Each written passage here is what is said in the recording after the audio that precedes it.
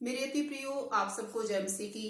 आज सुबह प्रभु का प्रभावशाली वचन मेरे साथ इफिसियों की पत्री निकालिए, उसका 4 अध्याय और उसका 11 वचन।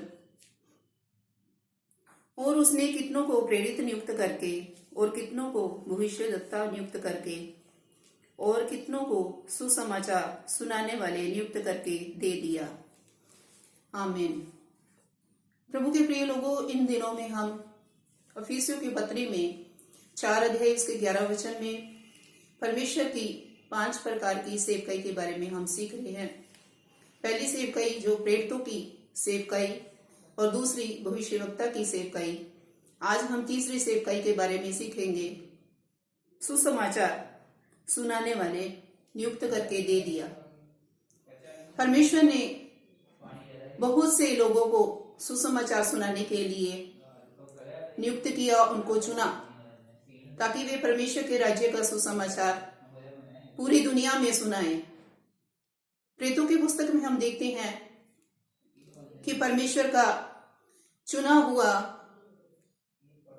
स्तिफनुस नाम का एक सुसमाचारक था, सुसमाचार को सुनाने वाला इवेंजलिस्ट था, और उसने परमेश्वर के सुसमाचार को जगह ब जगह सुनाया, और बहुत से लोगों ने उसके सुसमाचार पर विश्वास किया।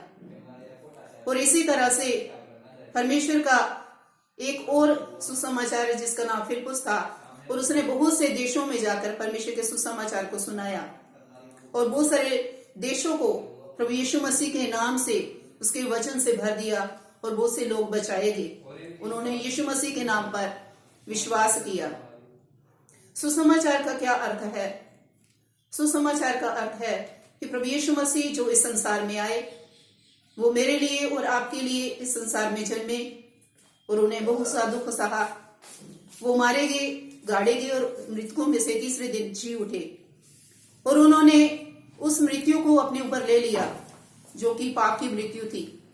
क्योंकि परमेश्वर के वचन में लिखा है रोमियो 3:23 में कि पाप की मजदूरी तो मृत्यु है, और परमेश्वर ने, प्रभु यीशु मसीह ने अपने ऊपर उस मृत्यु को लेकर हमें अनंत जीवन के भागी बनाया।